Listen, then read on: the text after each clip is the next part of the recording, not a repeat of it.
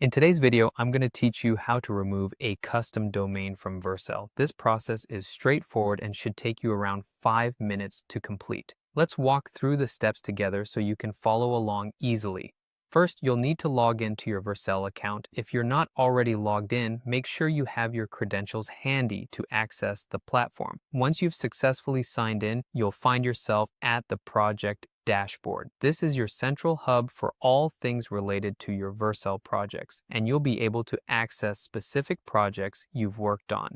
Next, within the project dashboard, select the project from which you'd like to remove the custom domain. By clicking on your chosen project, you'll bring up all the relevant details and settings associated with it. It's important to select the correct project here, so take a moment to double check to avoid any accidental changes to another project. Now, within the project settings, you will see a tab labeled Domains. Click on this tab to bring up a list of all the custom domains associated with your current project.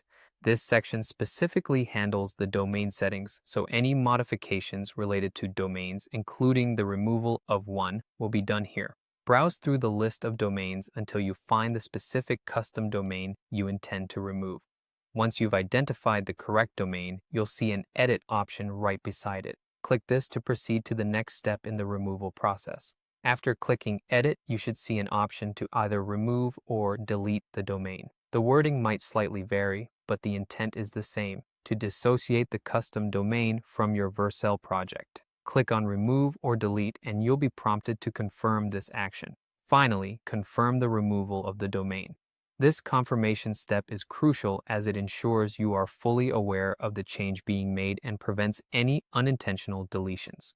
A prompt might appear asking you to verify that you indeed wish to remove this domain. Once confirmed, the domain will no longer be associated with your project. And there you have it. You've successfully removed a custom domain from your project on Vercel. This simple process is valuable when managing multiple projects or when you need to reallocate domains as your project needs change. Remember, if you encounter any issues during this process, you can often find additional support and resources in the Vercel documentation or by reaching out to their support team. Thanks for watching, and I hope you found this guide helpful.